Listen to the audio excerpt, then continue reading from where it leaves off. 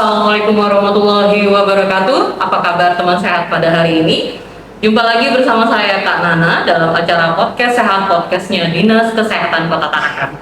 Dan tentunya pastinya akan selalu membahas informasi di seputar bidang kesehatan. Nah, sama seperti podcast-podcast yang sebelumnya, pastinya kami juga akan mendatangkan narasumber yang tidak kalah cantiknya dong, gitu ya. Nah, tapi serunya pada podcast hari ini kita ada sambil melakukan kegiatan yang seru nih, yang biasanya kalau podcast sehatnya Dinas Kesehatan selalu bincang-bincang, kali ini ada kegiatan. Kita biasa untuk yang kali ini kita akan melakukan masak-masak ya.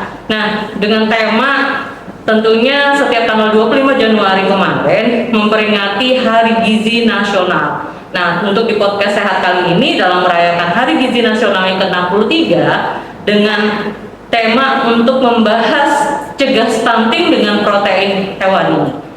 Kali ini kita kedatangan narasumber dari Profesi Persatuan Ahli Gizi Indonesia Cabang Tarakan, salah satu pengurusnya yaitu Mbak Nur Hawa SKM. Mungkin boleh menyapa teman sehat dulu. Halo. Baik. Kalau kegiatan sehari-harinya seperti apa? Kalau kegiatan sehari-hari saya di instalasi gizi, sana sebagai penanggung jawab penyelenggara makanan. Di mana? Di instalasi gizi Rumah Sakit Umum Kota Tarakan. Itu RSU Kota Tarakan ya, Bu ya. Oke, beliau juga salah satu pengurus dari Persatuan Ahli Gizi Indonesia Cabang Tarakan tentunya ya. Kemudian, karena sudah dalam memperingati memang Hari Gizi ini yang jatuhnya setiap tanggal 25 Januari dengan tema bahwa mencegah stunting dengan protein hewani. Pertanyaan pertama saya adalah kenapa harus protein hewani yang jadi salah satu sumber makanan yang dapat mencegah stunting? Ini karena protein hewani itu mengandung nilai gizi yang komplit, yang sangat tinggi, terutama asam amino, vitamin, dan mineral. Nah, itu sangat penting untuk mendukung pertumbuhan. Makanya dipilih protein hewani. Kalau menurut Mbak Hawa sendiri, kalau maraknya seperti makanan-makanan junk food yang memang ada protein hewaninya itu seperti apakah memang bisa direkomendasikan nggak untuk pemenuhan protein hewani terutama pada anak? Kalau menurut saya, kalau masih ada bahan makanan segar, alangkah lebih bagus ya.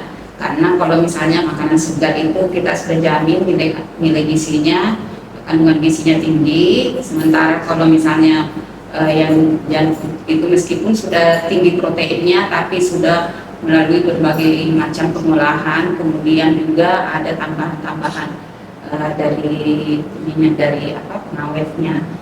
Jadi tentunya ada nilai gizinya yang lolos di situ.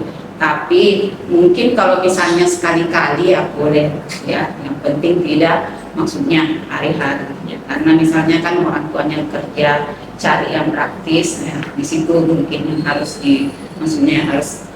diperhatikan. Gitu ya teman sehat, tentunya bukan berarti junk food itu bagus ya, tapi memang loss terhadap kadar dari proteinnya. Nah, kalau seumpamanya selain ikan nih, apa aja sumber dari protein hewani? Kalau sumber protein hewani tentunya dari segi bahasa dari hewan ya, berarti termasuk ikan, daging ya, ikan itu sudah berbagai macam ya. Kemudian daging dari ayam, daging sapi, daging bebek dan sebagainya ya. Termasuk susu.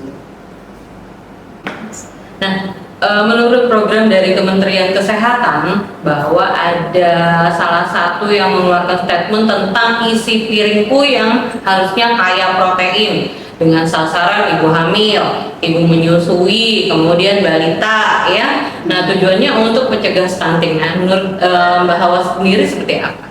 Ya, menurut saya itu sudah sangat bagus ya. Nah, tinggal maksudnya kita harus memahami karena antara kebutuhan bayi, kebutuhan ibu hamil ibu menyusui, orang dewasa ataupun lansia itu berbeda-beda kebutuhan kalorinya. Nah, cuman dalam gambarannya dalam satu piring itu harus bervariasi ya. Jadi di situ sudah ada seberapa persen kira-kira, seberapa takarannya di dalam satu piring itu, karbohidratnya berapa, proteinnya berapa, terus sayurannya berapa, buahnya berapa. Nah, kalau sudah digambarkan dalam satu piring itu untuk memudahkan masyarakat, maksudnya gambaran. Nah, ini dalam satu piring itu terdiri dari ini saja. 3/4 dari satu piring itu nasinya atau karbohidratnya, kemudian sayurannya juga 3/4, jadi karbohidrat dengan sayuran itu seimbang. Ya, kemudian buah itu dari 3/4 berikutnya itu terdiri dari buah dengan protein ya. Jadi atau gambarannya separuh dari isi piring itu terdiri dari karbohidrat dengan protein, separuhnya lagi sayuran dengan buah. Ya, tapi harus dilihat lagi kalau misalnya dia bayi dengan balita tentu tidak sama piringnya, maksudnya kan tidak sama karena kebutuhan gizinya kalau bayi ataupun balita itu kan lebih kecil ya, kebutuhan gizinya, sementara ibu hamil ada penambahan kalori jadi lebih tinggi. Nah, jadi tentu dalam satu piring itu beda porsinya. Kalau anak-anak atau bayi itu balita lebih kecil ya, lebih kecil. Kalau ibu hamil berarti porsinya lebih besar ya. Dewasa beda lagi ya. Tentunya tapi tetap menambahkan karbohidrat dan protein hewaninya ya, tentu ya kayaknya. Nah, kalau untuk porsi protein hewaninya sendiri yang direkomendasikan untuk dikonsumsi terutama kepada anak mungkin itu seberapa? Kalau untuk anak-anak itu sekitar 1 sampai 2 potong, yang memudahkan aja ya, karena kalau misalnya dihitung dari gram-gramnya akan lebih ribet lagi. Kalau untuk ibu hamil sekitar 4 porsi ya. Jadi itu beda ya antara kebutuhan gizi ibu hamil dengan anak-anak. Jadi itu porsinya anak-anak lebih kecil ya. Nah, kalau untuk lanjut kita supaya masyarakat nih, khususnya tadi beberapa sasaran kita, contoh ibu hamil, menyusui, balita ya yang punya bayi usia 6-8 bulan, kalau dia mau mengganti isi piringku dengan kaya akan protein hewani, itu bisa saja. Yang penting sebagai orang tua harus tahu, misalnya membuatkan anaknya mengolah makanan berupa cemilan-cemilan ya, itu bisa sebagai pengganti makanan untuk anak. Yang penting dalam pengolahan cemilan itu harus dilihat komposisi atau kandungan gizi apa saja yang ada di dalam cemilan itu. Nah, itu bisa membantu memenuhi kebutuhan gizi anak.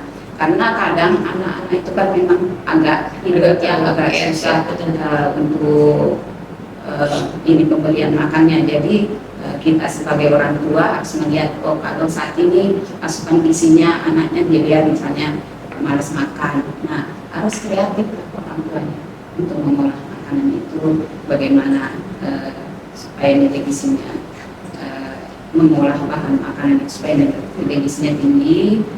Jadi itu harus tentunya nanti Mbak Hawa juga akan mempraktekkan ya cara untuk supaya bikin kreativitas makanan kan, supaya nanti bisa ditiru nih sama teman-teman sehat ya. Nah, kalau untuk menu protein hewani ini dapat dikonsumsi oleh siapa aja? Nah, kalau yang akan kita praktekkan hari ini itu bisa untuk dikonsumsi untuk segala umur. Tinggal dari cara pengolahannya aja. Kalau misalnya bayi tentunya tidak bisa yang digorengnya, teksturnya lebih keras. Jadi di sini nanti bisa dikukus kalau untuk yang ini yang untuk bayi, tapi untuk anak setahun ke atas ya boleh. Jadi ibu hamil juga bisa, ibu menyusui, terus ini orang dewasa juga bisa. Kemudian juga dalam pengolahan makanan itu banyak yang harus kita perhatikan.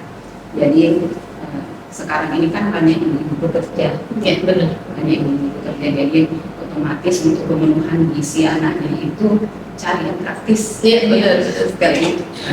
Kalau saya itu ya memperhatikan praktisnya dulu. Jadi perhatikan praktisnya dulu, kemudian bahannya sudah didapat tidak, ya. Jadi itu. Jadi tidak hanya misalnya oh ini enak, maksudnya oh ini lebih lebih menarik, tapi pasti dalam pelaksanaannya di rumah ibu-ibu itu, apalagi yang ibu bekerja, yang utama itu praktisnya. Dari praktisnya dulu, kemudian ya harus tahu lah kandungan gizinya. Ibu-ibu itu sebelum mengolah harus tahu oh kandungan gizi apa saja yang ada di sini, kemudian bahannya gampang tidak didapat, jangan sampai maksudnya memang nilai gizinya tinggi tapi kalau bahannya susah didapat, pengolahannya ribet, pasti jarang untuk dipraktekkan.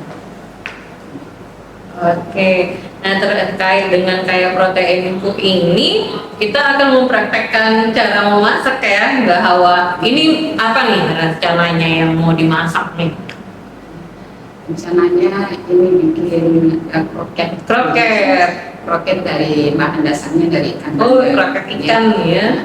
Karena kan kita tahu sendiri di Tarakan ini kan ikan bandeng itu istilahnya kan banyak lah ya, biasanya tidak didapat, harganya juga sangat-sangat terjangkau. Bahkan mungkin ibu-ibu itu banyak yang tidak perlu beli, sudah datang. Ya. Mungkin kita langsung aja untuk mempraktekannya ya. Oke teman sehat, sekarang kita akan mempraktekkan cara memasaknya ya. Mungkin sudah dijelaskan tadi kita akan memasak kroket ikan. Nah dari Mbak Hawa mungkin bisa menjelaskan bahan dasarnya apa aja. Silakan. Ini bahan dasarnya kita menggunakan ikan bandeng. Nah ini kira-kira beratnya sekitar 320 sampai 350 gram. Ini kemudian ubi jalar 100 gram, telur 2 butir, ini wortel 100 gram, kemudian tepung terigu 50 gram, ini tepung roti, bumbu bawang merah, bawang putih, daun bawang, minyak untuk menggoreng. Ini bahannya semua sederhana sekali nih ya. Oke, bisa mungkin kita langsung praktekkan memasaknya ya gitu ya Mbak Hawa ya. Langkah pertama, ikannya kita bersihkan, buang tulangnya dan kepalanya, kemudian kita campurkan dengan tambahkan 1 butir telur, lalu di blender halus. Kemudian ini kita parut, hasil parutannya seperti ini. Kemudian kita campur dengan ikan yang sudah dihaluskan tadi. Nah, ditambah dengan tepung 50 gram, hasilnya seperti ini. Jadi ini sudah siap untuk kita isi dengan isiannya berupa wortel yang diparut menggunakan parutan keju, kemudian ini telur. Mungkin bisa sambil dijelaskan ini kisaran harganya berapa ya untuk bahannya ini?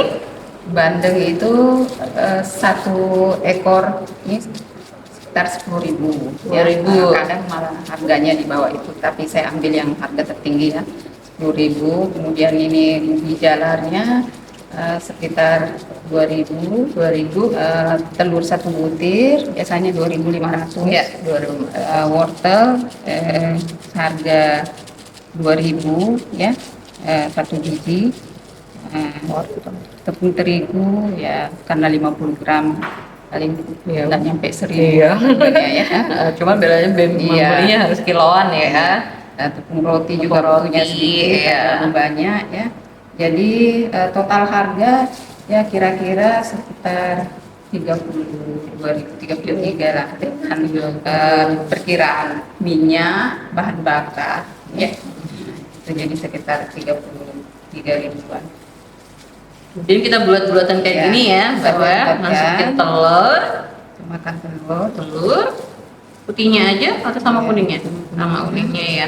Tambahkan parutan wortel. Oh, Kemudian Ditutup ya, ditutup. Jadi praktis saja nih. Jadi seperti yang saya bilang tadi, praktis cara pengolahannya ya, dan kandungan gizinya ini dari proteinnya banyak sangat banget, tinggi, ada ya, proteinnya telurnya, tinggi. ada Ya, double ikannya, protein. ada wortelnya, banget Jadi nih, seperti ada protein ini, ya. hewaninya nih. Ya. Seperti itu dulu.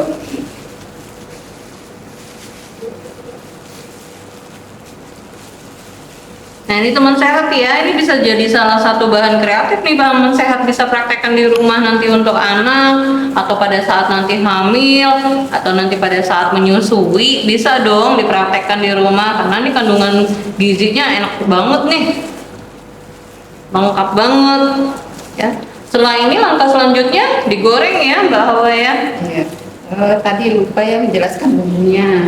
Oh kalau iya, bumbunya. Bawang merah, biasalah bawang merah, bawang putih, garam ya. Kalau saya tidak pernah menggunakan penyedap ya. Biasanya saya ganti dengan gula sedikit, Gula ya, pasir.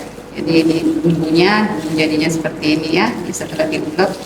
Nah kalau orang dewasa boleh tambah merica, kalau iya. kalau anak-anak bayi ya nanti itu ditiadakan ada. Nah masalah bumbu ini tergantung selera masing-masing ya. Jadi tergantung selera ibu-ibu, mau bawang merahnya banyak atau banyak ya. kan memang Itu tergantung bumbunya. selera masing-masing. Kita sambil nunggu kompornya ya. Ini akan mulai digoreng. Ini gorengnya dengan api kecil ya. Oh, api kecil ya. Ya. Nah, kemudian kalau sudah selesai nih, kita langsung digoreng ya, Bu ya. Iya. Jadi menggorengnya dengan api kecil supaya bahannya itu bisa matang dengan sempurna, karena bahan dasar yang kita gunakan tadi semuanya dari bahan mentah ya. Jadi tidak ada yang proses 2 kali pengolahannya kecuali yang telur rebusnya tadi ya.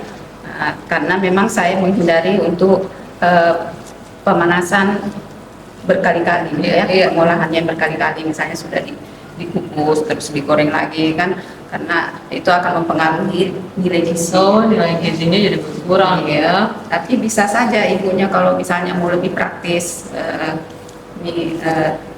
ubinya tadi bisa direbus-rebusnya dulu ya, gitu boleh. baru ditambahkan dengan yang ikan bandengnya tadi. Tapi saya tadi pilih untuk memarut ya. Nah ini kita goreng.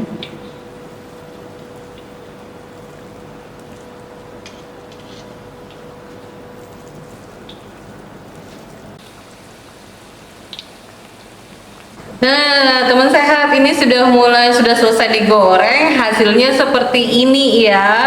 Sudah mulai kecoklatan, warnanya juga udah cantik, keemasan.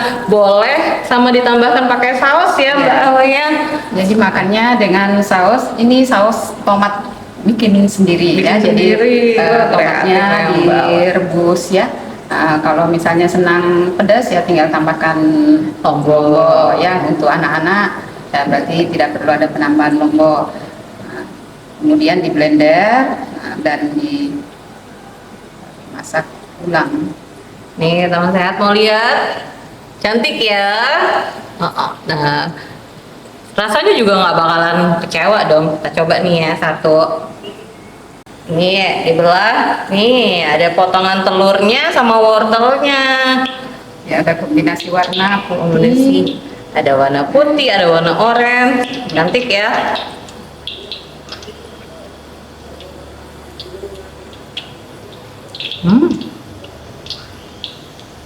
Mantap, mantap banget, enak, mantap Mbak.